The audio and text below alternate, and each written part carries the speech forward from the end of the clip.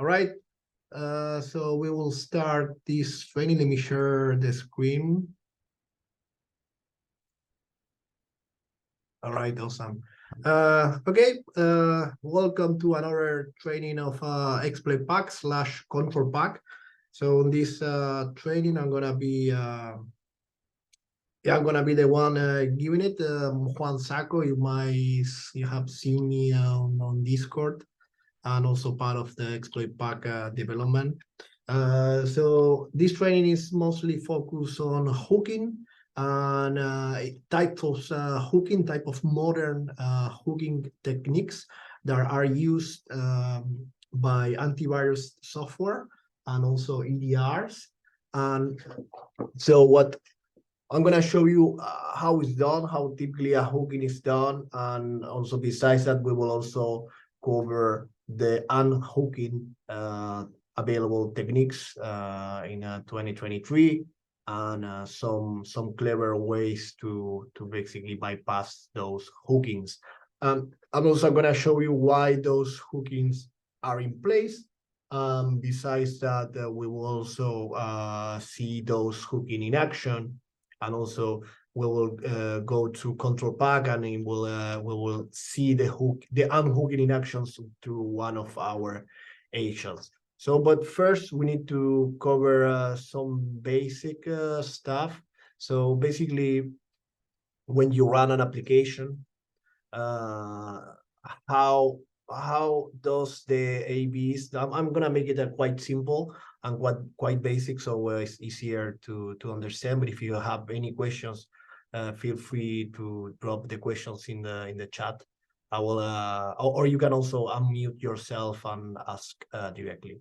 But basically, an antivirus or an EDR, what they do, they need to monitor the actions of a program of the software running during runtime, during execution, so basically during execution, and also once it touches something into the computer, meaning it's part of the disk, you can scan the disk or the hard drive or the memory if it's living on the memory, but at some point it will try to find that piece of software that is trying to detect. So during runtime, I guess you know already how it is detected from the disk itself. So basically what it's going to do is going to look for the files and then check for signatures in most of the cases, pieces of the compilation of the software, or sometimes just place of parts of the binary, and then it will check for that and trying to see if there is a match, or maybe there is more than one match. And then I will flag that particular software from hashes or pieces of the compilation itself. If it depends of, of course, it depends on the implementation of the antivirus or the EDR. How does it work out with this type of detection? But today we're gonna cover most of the runtime type of detections, meaning hooking in this case. So when you run a piece of software, then of course you need to interact with the rest of the operating system. So when you run something, you need to use functions that are provided by the operating system. Those functions at the end of the day, they being called as syscalls, and in a higher level, they will be functions. And then from there, what you want to do is to detect those functions, and those functions, they are part of, in most of the cases, libraries that are implemented by the operating system of your own program. So when you run something, let's say I have the antivirus here running, and what I'm gonna do, I'm gonna run a CMD. And of course, you can go deeper in what I just explained it. There's plenty of information on the internet for that. But let's say I'm running this CMD, and here we'll see that I have a new spawned CMD. So when I close it, it will get destroyed, see it in red. So when I open it again, just like that, it's green. Now I have the CMD here. So when I spawn this CMD, we'll get assigned a PID, the working set, the private bytes. This is basically the memory that is using the amount. And then, of course, you can see the CPU. But besides that, this is from sysinternals. This is one of the tools of sysinternals. This tool is called Process Explorer. And here's something that you can do. Here you can click on Show Lowell PAM, and then you can see the DLLs that are loaded into this CMD. Right. So when I load this CMD, then you will see that a lot of DLLs are loaded into the same memory space of the CMD, of part of this the same privileges on the same memory space that is running. All right, and then there are more, because if I check on handles, you see that as part of these handles that are also part of the CMD, you see that I have the thread handle, I have two semaphores here, and then there are some keys that are registered and are being used and called by this CMD. And besides that, we have the files objects, and I also have two directories that are being called. One of them that is quite important is known DLLs, and this known DLLs is basically a symlink that will link a lot of DLLs that also are also loaded into in this case DCMD, but in most of the other binaries that you have running on your Windows. In this case, you will have also these known DLLs running. What are those known DLLs? So if I go to DLLs, you will see it here that I have a bunch of DLLs, but these DLLs, they are loaded from disk to memory. But when you have the known DLLs handle loaded into your binary, that's most of the cases, you will have a bunch of DLLs that are also loaded into the same memory space. And why is that? Because there are a lot of DLLs and functions that are repeated, that they are used by most of the programs.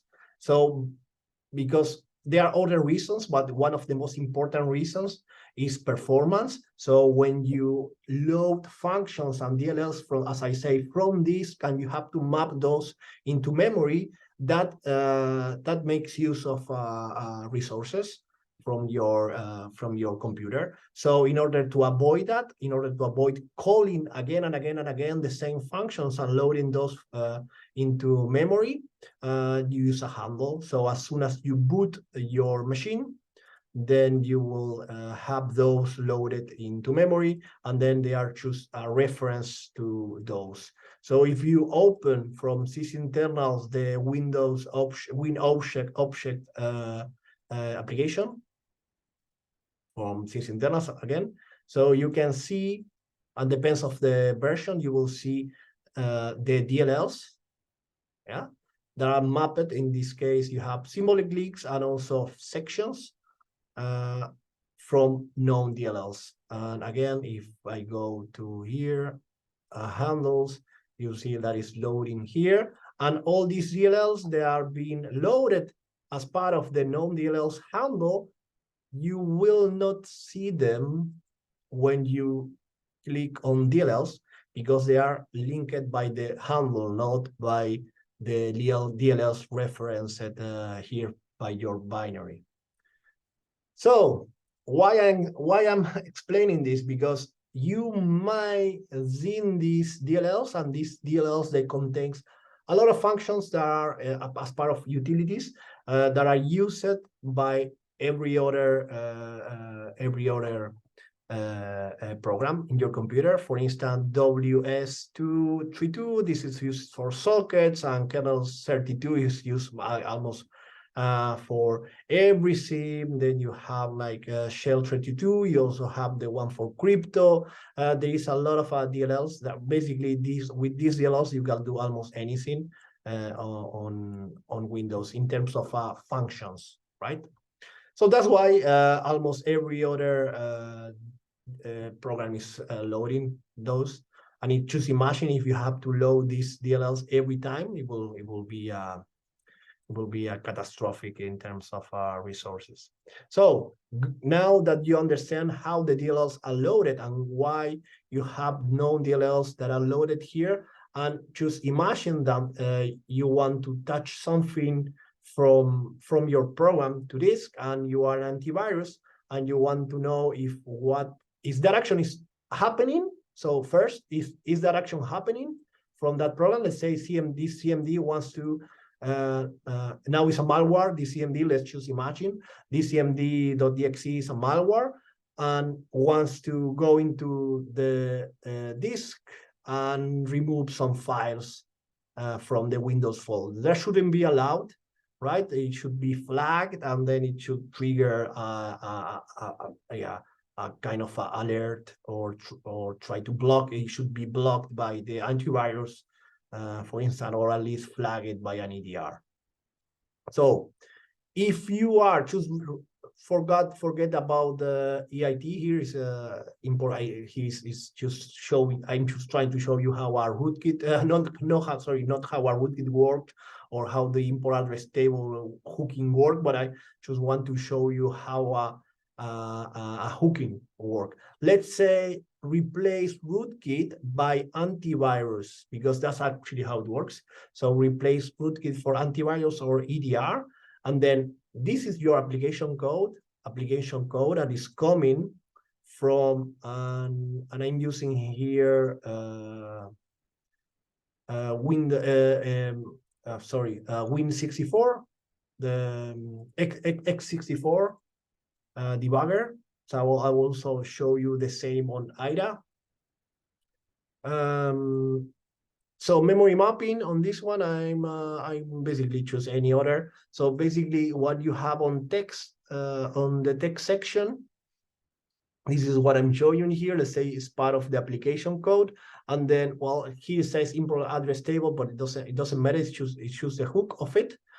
Because the hook it can be here, but most of the cases it is coming from here, but it could come from any other function, right? So when the application calls kernel32, that, as I show you, is part of the known DLLs. If I go to the Windows object, so kernel32.dll. So actually, if you debug this one, so if I come here and then debug. Oh, we can do it actually, but I don't know if we're gonna go quite deep, but maybe that's an exercise for you. So if you load CMD into a debugger, IDA or Jira with the debugger extension or the debugger of your choice, and then you just put a breakpoint on the entry point, and then when you load the non-DLLs into the memory space of CMD or choose a simple program, and you will load kernel32.dll. So, and then you can stop that execution, go into the kernel32.dll and look at the functions. There is also kernel32 MSDN. You can also look there. Well, here's functions. If you don't feel like debugging, so here's a list of functions, and I'm just scrolling through those, and surely it will get your eye into some, like create file, create directory, copy file. So you can imagine that all these functions, they are used by every other program. So when you do that, let's go back to I hate Zoom that it gets the menu here. All right, let's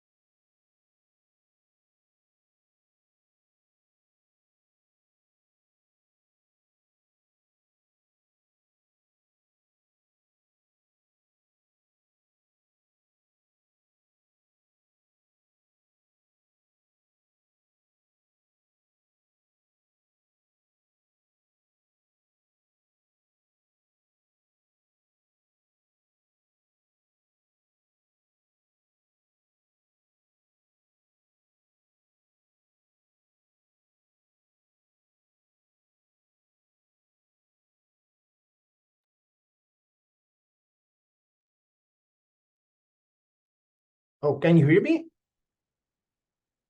Yes, you can hear me now.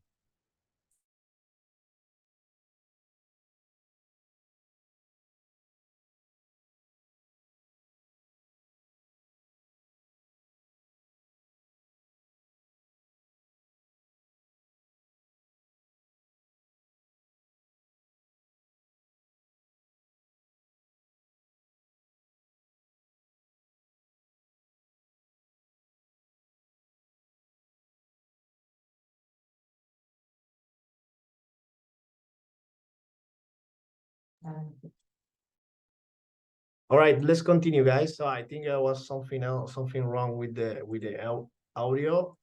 I don't know until when did you hear me? Should I go on? I was explaining how these DLLs they were loaded into the same memory space of the CMD of the process. In this case, is user is using a user access level. But if you run this as an admin, then they will also have the same privileges as that user. So yeah, please use the chat if you have questions or something. Let me see if I can bring the chat. Sorry for that. So yeah, I hate Zoom. I think I drag the Zoom top bar and then I mute myself by mistake. Let me see.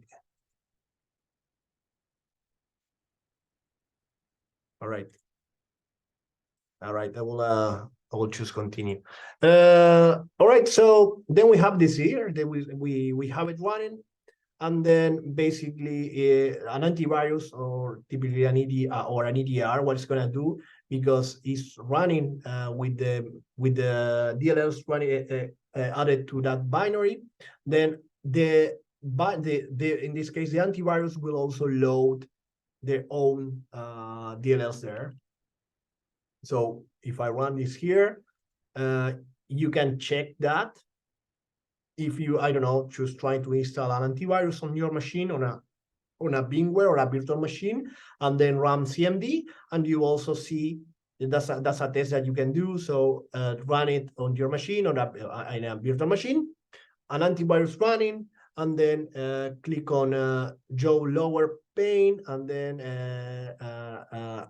show the DLLs, the libraries, and then you will see here the DLL from your antivirus, the one that you pick for testing. So, and here I'm using the this one from Windows. Let me just turn it off. So why is it doing that? Because it will try to hook. So basically the hooks that I show you will hook all of those from user level, from user mode. And then from user mode, it will try to monitor all the functions and and act upon if it detects that something is wrong or something is needs to be flagged. All right. So there are multiple ways, multiple techniques that you can use, and here I have a list of some of them. One is a section remapping that is basically reloading the hooked TXT sections in memory. So as I said, when you load a binary and your antivirus program will inject itself. So it will inject itself into the same memory space of your program, and it's gonna hook all the DLL, all the functions, not every function, but all the functions that the antivirus think that might be dangerous. So it depends on antivirus and antivirus, and you can Google some of the, so you can Google antivirus name plus hooked functions on Google, and then you might get sort of a list of those, or you can reverse engineer the DLLs that are injected into your binary if you want to get a full list of exactly the hooked functions that are actually hooked on your program. So when you do that, then you will then you will see exactly the hooked functions. But here, what with section remapping, it means that we will go into the text section of your program, and then it will reload from text, so the unhooked version of the hooked functions, and it will just basically make a clean one with a clean state of a program. So let's say you have here the hooked function. So because it's going here, then what it's gonna do? So let's say we have a hook in create file, then it will load an unhooked version of a create file that doesn't have the hook, or reload the import address table without the hooks, right? That would be a remapping. Prolog restoring will be overriding the first byte of the hook with the non-original byte stored in the unhooked program. So then it will replace those bytes. The Perun's fart override the hooked txt version with a code of not yet hooked, in this case TDLL, in a created suspended process. So basically, because the hooks they are injected in real time, what you can do is to run a program in a suspended state. So make a breakpoint on the entry point, and then check for the NTDLL in this case, and then check for all the hooks that are not that are on your program, and then replace those with the unhooked ones from here. So that way this is like I think it's like a joke name, but instead it should be pre-run execution or something like that. But override, basically what it does is replace the text section with what has not been unhooked. It's quite similar to this one, but it's quite different because it's doing it from memory, because it's taking it from the unhooked version during runtime before the hooks were in place, and in this one is replacing the unhooked versions of your functions from disk themselves, right? So let's say if I check for create file, and this one is, I can check create file against the original one, and instead of running it, I will say, hey, don't run it, because I know it's not the original one. Then I will choose replace this one with an unhooked one from disk. And as you can imagine, all what I'm saying, you can start thinking about it. The original tank tracing, found the original code in memory, analyzing the code of the hook, and alter the hooks there. That's basically directly in runtime doing that. And then interprocess function copy, override hooked function bytes where the original byte found in another not hooked process, because as I say, they are processes that are not hooked. They are not being hooked, so you can check for that doing runtime in memory, and you can also interprocess section copying. So basically, these two are quite similar. There is overwriting the text section in memory with the original text found in other not hooked process. They are both quite similar. But as you can see, all these, what I'm saying, from all of this, what I'm describing, they all require some user interaction. So how do you do user interaction without being detected? So because that's happening during runtime from a user level. So how do you actually can do a bypass to implement these unhooking mechanisms? Then you can do something that is called syscall, direct system calls, because at the end of it, if you go deeper into this, you will see that create. So you call this, then you call here.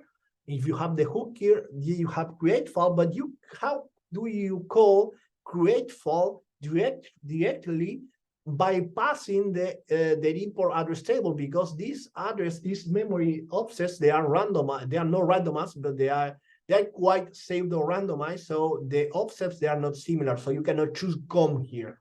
And if you cannot come here directly. So you have to come here using the EIT. the import address table. So you can use syscall whisper and then load some libraries into your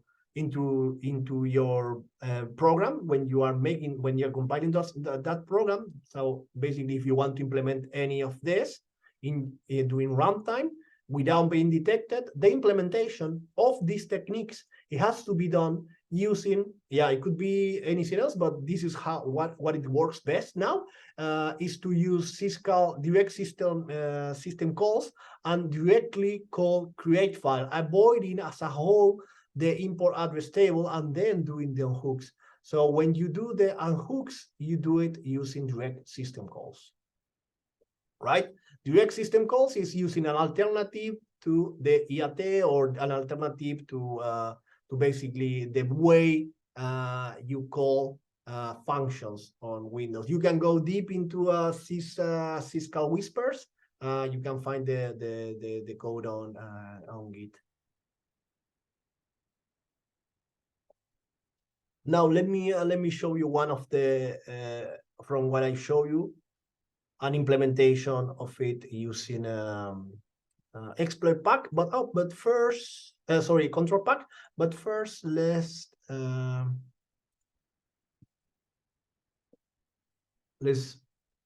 me show you. So I open a CMD, and then using that CMD, I'm gonna connect to it using IDA.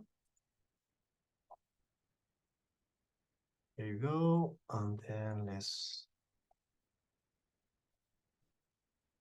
let's look for this PID. That should be this one. 964. If you go to 964, okay. Now it's loaded and the execution is paused. And then here you can see the DLLs that I have on this one. And if I go into kernel 32, it's just to show you that I have this, and of course I have all the sections. Oops, sorry, wrong one. Here.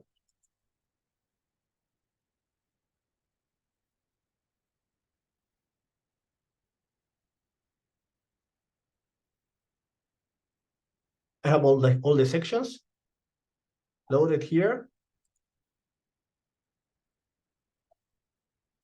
And if I go into kernel 32, I can go deep into each of this one, or I can choose, let's say, create remote thread, and I can, if I open it, I can see here where is it, and then I can, of course, put a breakpoint or something. If I ever hit this, I will hit this breakpoint. Actually, that's a good try, because if I go for create a file and then put a breakpoint here, and you see that create file is not here, but it's a jump to here. It's a jump to this reference. And you can follow the offset, and it's going actually there. And if I put a breakpoint on here, then if I create a new file using that CMD, if I create a new file using this CMD, then I will choose hit that breakpoint. So that's something that you can try to see and check. But let me show you on, so before we run out of time, let me show you an implementation of it with control pack.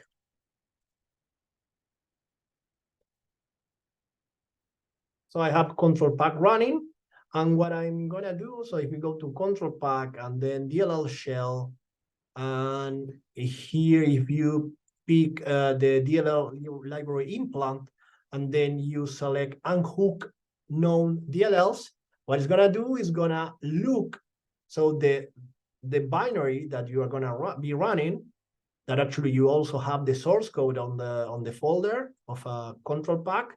Then you can modify, this is the source code if you want to compile it yourself, or read how this is implemented pragmatically in code.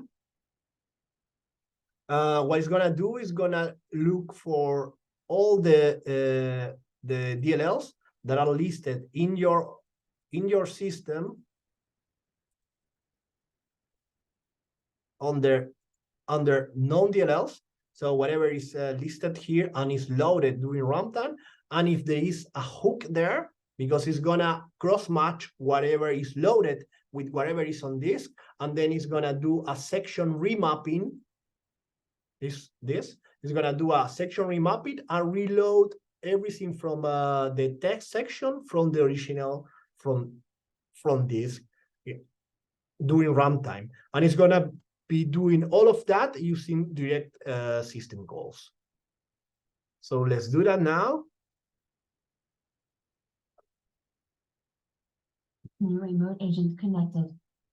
So there's a new remote agent connected, and you can see, so it detected that I have on this virtual machine, when this has been running, it has detected that all these were mapped, were found, and then it unhooked all these DLLs. So after checking that these were there, then it unhooked all of those. And after that, right after that, injected, after doing that, it checked the DLL agent. So now if I go to control pack, then I have a new DLL here running. If I click, I can see how I interact with it. And then if I click on, for instance, a screenshot, I can ask for a screenshot, and I will, yeah, can see how this works. There you go. So guys, so you can try yourself this. Of course, you can interact with the agent, and everything that is happening here right now after the unhooking of those, it cannot be detected by the antivirus because everything has been unhooked if you have an antivirus running. At least if the functionalities of the antivirus, that is 99% of the cases, relies in user mode to hook and detect by hooking those malicious actions.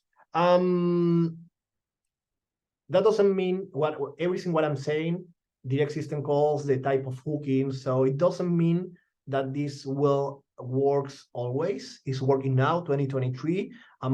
Surely it will work for the next few months, but it might happen that a new technology or a new way of doing things will appear. So and of course it's always the game of the cat and the mouse, and of course we will keep on updating the mechanisms for detection that we have.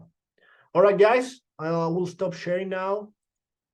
I hope you enjoyed the training. Sorry for the mishap with the audio, and yeah, and hope you enjoy it, and hope you I will see you again the next time in the next training. Bye for now. Thanks, guys.